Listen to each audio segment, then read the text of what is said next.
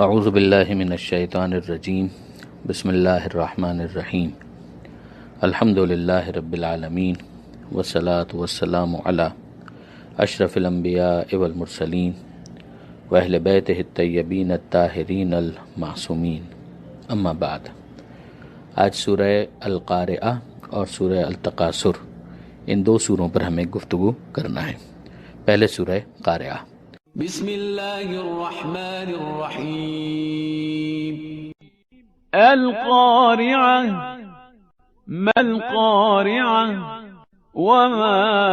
ادراک ما القارعہ یوم یکون الناس کالفراش المبثوث وتكون الجبال كالعهن المنفوش فأما من ثقلت موازينه فهو في عيشة راضية وأما من خفت موازينه فأمه هاوية وما أدراك ما هي نار حامية۔ سورہ نمبر 101۔ 11 آیتوں پر مشتمل یہ مختصر سورہ مکی سورہ ہے، اور اس میں چونکہ بسم اللہ کے فوراً بعد جو آیت ہے اس میں القارعہ کا لفظ آیا ہے، اسی مناسبت سے اس کا نام پڑ گیا سورۃ القارعہ۔ متن کی طرف آتے ہیں۔ بسم اللہ الرحمن الرحیم، سہارا اللہ کے نام کا جو سب کو فیض پہنچانے والا بڑا مہربان ہے۔ القارعۃ ما القارعہ، القارعہ اور کیا ہے القارعہ، وما ادراک ما القارعہ اور تمہیں کیا معلوم کہ القارعہ کیا ہے۔ اب اس کے بعد کی جو آیتیں اس کے اندر اسی کی تھوڑی سی تشریح موجود ہے کہ ظاہر ہے کہ تمہیں کیا معلوم، تو ہم تمہیں سمجھاتے ہیں کہ القارعہ کیا ہے۔ پھر اس کے بعد کہا گیا یوم یکون الناس کالفراش المبثوث، وہ دن کہ جب انسان ایسے ہو جائیں گے جیسے بکھرے ہوئے پروانے۔ اس سے سمجھ میں آیا کہ یہ کسی دن کا تذکرہ ہو رہا ہے۔ یہیں سے یہ بات واضح ہو جاتی ہے کہ یہ قیامت کے ناموں میں سے ایک نام ہے۔ ظاہر اس کی ڈیٹیلز تو ہمیں کیا معلوم، وہ تو جتنا پروردگار بتائے گا اتنا ہمیں سمجھ میں آئے گا، عقلی طور پر اتنا سمجھ میں آئے گا کہ حساب کتاب کا ایک دن ہونا چاہیے، مگر اس کی کیفیت کیا ہوگی اس کو تھوڑا بہت یہاں پر ایلوبریٹ کیا گیا ہے۔ لفظی اعتبار سے دیکھا جائے تو قارعہ کا مطلب ہوتا ہے بہت بڑی آفت، بہت بڑا حادثہ، ایک بہت بڑا دھماکہ، کھڑکھڑانے والی، یہ بھی ترجمہ اس کا کیا گیا کہ القارعہ یعنی بہت بڑی آفت، وہ کھڑکھڑانے والی، مل قارعہ وہ کھڑکھڑانے والی کیا ہے، وما ادراک ما القارعہ اور تمہیں کیا معلوم کہ وہ کھڑکھڑانے والی کیا ہے، وہ آفت کیا ہے، وہ بڑا حادثہ کیا ہے، وہ بڑا دھماکہ کیا ہے۔ یوم یکون الناس کالفراش المبثوث، وہ دن کہ جب انسان ہو جائیں گے جیسے بکھرے ہوئے منتشر پروانے ہوتے ہیں۔ جیسا سے پروانوں کی کیفیت ہوتی ہے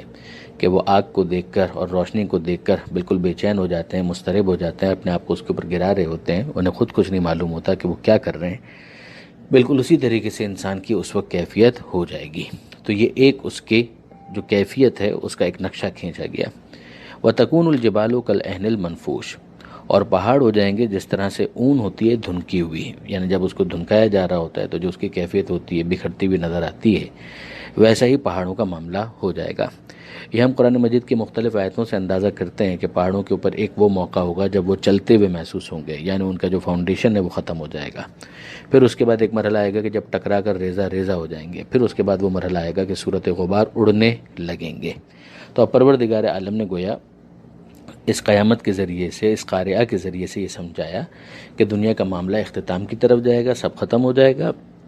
اور پھر اس کے بعد ہوگا کیا، وہی دوسرا سور جب پھونکا جائے گا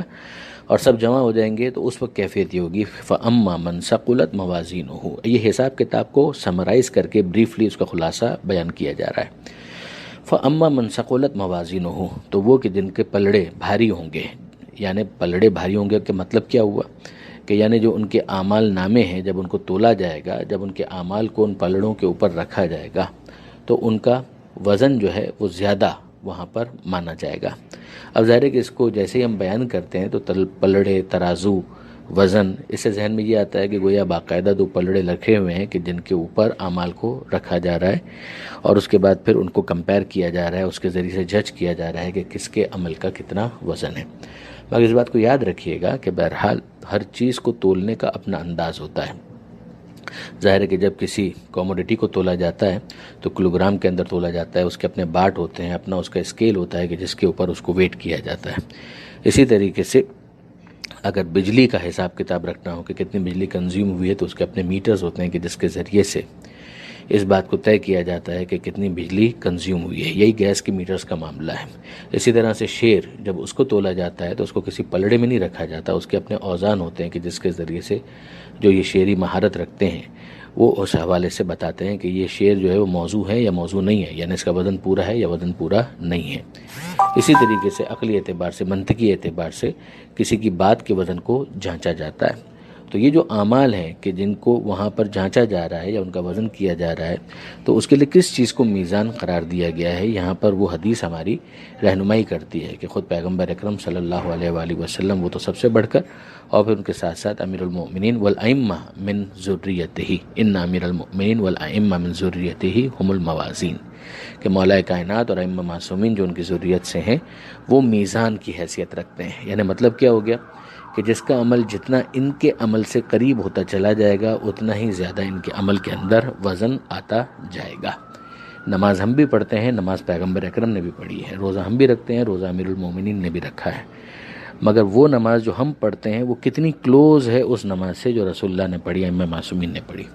جتنی اس کے اندر کلوزنس آتی جائے گی اتنا ہی اس کے اندر وزن بڑھتا چلا جائے گا۔ پھر اس کے بعد کچھ اعمال کی خاص طور پر نشاندہی کی گئی ہے کہ اگر ان کو کیا جائے تو اس کے نتیجے میں انسان میدان قیامت میں اپنے اعمال کو بہت زیادہ وزنی پائے گا، یعنی وہاں پر اس کا جو اسیسمنٹ ہے اس کے اندر اسے اور زیادہ وزنی ڈکلیئر کیا جائے گا۔ اس حوالے سے امام محمد باقر اور امام جعفر صادق علیہ السلام کا ایک فرمان ہے کہ ما فی المیزان شیء اثقل من الصلوات علی محمد و آل محمد، کہ قیامت کے دن میزان کو بھاری کرنے والی کوئی چیز ایسی نہیں ہے کہ جو صلوات سے زیادہ وزنی ہو۔ یعنی اگر کوئی درود بھیجتا ہے پیغمبر اکرم صلی اللہ علیہ وآلہ وسلم اور ان کی آل پر تو اس سے جتنا اس کا وزن، اس کے اعمال کا وزن بھاری ہوتا ہے، جتنا زیادہ اس کے ویٹیج کو ایکسیپٹ کیا جاتا ہے، ریکگنائز کیا جاتا ہے، اس سے زیادہ کوئی دوسری چیز نہیں ہے۔ تو اس طریقے سے سمجھایا گیا ہے کہ ایک انسان کس طریقے سے وہ اعمال انجام دے سکتا ہے کہ جس کی وجہ سے وہاں پر اسے اور زیادہ سرفرازی کا سرٹیفکیٹ مل سکے۔ تو پروردگار فرماتا ہے فَأَمَّا مَنْ ثَقُلَتْ مَوَازِينُهُ، تو وہ کہ جس کے موازین، جس کے میزان بھاری ہوں گے، اعمال کے پلڑے بھاری ہوں گے، فَهُوَ فِي عِيشَةٍ رَاضِيَةٍ، تو وہ پھر من پسند کی زندگی میں ہوگا، اس زندگی میں ہوگا کہ جس سے وہ راضی ہو۔ ظاہر ہے کہ یہ وہ افراد ہیں کہ جن کے بارے میں ہم پہلے بھی پڑھ چکے ہیں، لِسَعْيِهَا رَاضِيَةٍ، کہ جو انہوں نے کام کیے ہیں ان کاموں سے بھی وہ خوش ہوں گے، اور یہاں پر اب ان کو زندگی وہ ملنے والی ہے کہ جس سے وہ راضی اور خوش ہوں گے۔ مگر اب سائملٹینیس کانٹراسٹ، وَأَمَّا مَنْ خَفَّتْ مَوَازِينُهُ، ہاں مگر وہ کہ جس کے اعمال کے پلڑے ہلکے ہوں گے، فَأُمُّهُ هَاوِيَةٌ، تو اس کا ٹھکانہ ہاویہ ہے۔ وَمَا أَدْرَاكَ مَا هِيَ، اور تمہیں کیا معلوم کہ یہ ہاویہ کیا ہے، وہ کیا ہے، وہ ہاویہ کیا ہے۔ نارٌ حامیہ، وہ بھڑکتی ہوئی آگ ہے۔ ہاویہ کہتے ہیں گہرے گڑھے کو۔ اب ظاہر گہرا گڑھا، اس کے اندر کیا چیز بھری ہوئی ہے، اس پین، اس پنشمنٹ کے لیے کیا وہاں پر پروردگار عالم کی طرف سے انتظام ہے، نعوذ باللہ من ذالک۔ تو پروردگار عالم نے پہلے تو اس کی شدت کو سمجھانے کے لیے کہا کہ تمہیں کیا معلوم کہ وہ ہاویہ، وہ گہرا گڑھا کیا ہے۔ وما ادراک ما ہی نار حامیہ، وہ بھڑکتی ہوئی آگ ہے کہ جو اس کے اندر موجود ہوگی۔ یہ آیت نمبر 11 کی جس کے اوپر سورۃ القارعہ مکمل ہوا۔ اب اس کے بعد ہے سورۃ التکاثر۔ بسم اللہ الرحمن الرحیم۔ الہاکم التکاثر حتی زرتم المقابر کلا سوف تعلمون ثم كلا سوف تعلمون كلا لو تعلمون علم اليقين لترون الجحيم ثم لترونها عين اليقين ثم لتسألن يومئذ عن النعيم۔ سورۃ التکاثر 8 آیتوں پر مشتمل سورہ ہے، اور مشہور قول یہی ہے کہ یہ بھی مکی سورہ ہے۔ سورہ کا نشان ہے 102، سورہ قاریہ کے فوراً بعد سورہ تکاثر۔ تکاثر کہنے کی وجہ یہ ہے کہ بسم اللہ کے فوراً بعد جو آیت ہے، پہلی آیت، اس کے اندر پروردگار عالم نے اس لفظ کو استعمال کیا ہے۔ اب یہ تکاثر جو ہے ظاہر ہے کہ باب تفاعل سے ہے، اسی کا مصدر ہے، اور اس کا مطلب ہوتا ہے ایک دوسرے کو کثرت کے ذریعے سے امپریس کرنا، ایک دوسرے کے اوپر کثرت کو جھتانا اور اس کی وجہ سے اپنے آپ کو بڑا سمجھنا، ایک مفاخرہ کرنا، ایک اپنے آپ کو پراؤڈ پوزیشن میں لانے کے لیے اس طرح کے جملے کہنا کہ جس سے سامنے والے کو انفیریئر اور اپنے آپ کو سپیریئر ڈکلیئر کیا جائے۔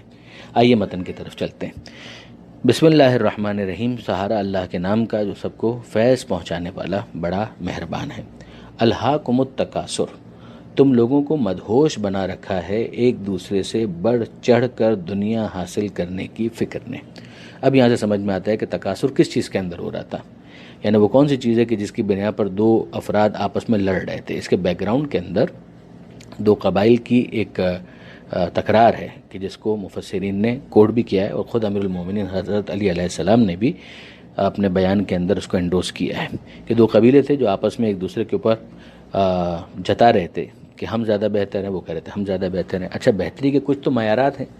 کہ جس کو خود قرآن مجید نے انڈوس کیا ہے، مثلا تقویٰ کے اندر اگر کوئی آگے ہے تو ظاہر ہے کہ وہ عزت میں بھی آگے ہے، اسی طریقے سے اگر ایمان میں کوئی آگے ہے، اسی طریقے سے اگر کوئی علمی معاملات میں آگے، کسی کی خدمات واقعاً اگر دین کے لیے زیادہ ہیں، جہاد کے اعتبار سے قرآن مجید نے یہ معیار دیا ہے جس کو ہم پہلے ڈسکس بھی کر چکے ہیں کسی موقع پر۔ مگر ایک ہوتا ہے کہ میئر کاؤنٹنگ، صرف اور صرف حساب کتاب اس بات کا ہو کہ تعداد کس کی زیادہ ہے،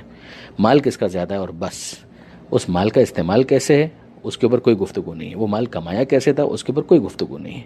بلکہ بات صرف اتنی ہے کہ ہمارے پاس مال زیادہ ہے، دوسرا کہے کہ نہیں ہمارے پاس مال زیادہ ہے، پھر اس کے لیے باقاعدہ ڈیٹا کلیکٹ کیا جائے اور پریزنٹ کیا جائے۔ اسی طرح سے کوئی کہے کہ ہماری تعداد زیادہ ہے، دوسرا کہے کہ نہیں ہماری تعداد زیادہ ہے۔ اچھا، تعداد جو زیادہ ہے تو کیا مطلب کیا ہے اس کا؟ مثلا اتنے متقی افراد ہیں، اتنے پرہیزگار افراد ہیں، اتنے ڈاکٹر ہیں، اتنے انجینئر ہیں، الحمدللہ خدا کا احسان ہے، اس انداز سے گفتگو ہوتی ہے، اور مقصد یہ ہوتا ہے کہ دوسرے کو بھی فیسیلیٹیٹ کیا جائے۔ وہ اگر گفتگو ہوتی تو کیا بات تھی، مگر ایسی کوئی گفتگو نہیں ہو رہی ہے یہاں پہ۔ تو پرپس صرف یہ ہے کہ اپنے آپ کو سپیریئر ڈکلیئر کیا جائے اور سامنے والے کو انفیریئر۔ حتیٰ زرتم المقابر، یہاں تک کہ تم لوگ پہنچ گئے مقبروں تک، قبرستان تک پہنچ گئے۔ وہاں پر کس لیے پہنچ گئے؟ ایک تو اس کا مطلب یہ کیا گیا کہ اسی طرح سے تم گنتیاں کرتے کرتے خود بھی قبروں تک پہنچ گئے اور انہی گنتیوں کے اندر لگے رہے، تم نے کوئی کنسٹرکٹیو کام نہیں کیا۔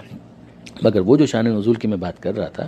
اس کے اندر تو یہ ہے کہ وہ دو قبیلے جو آپس میں لڑ رہے تھے، وہ لڑتے لڑتے اپنے حساب کتاب کو، ڈیٹا کو ایک دوسرے کے ساتھ ڈسکس کرتے کرتے یہاں تک پہنچے کہ نہیں صاحب صرف زندوں کے اوپر بحث نہیں ہوگی کہ ہماری تعداد کتنی ہے اور تمہاری تعداد کتنی ہے،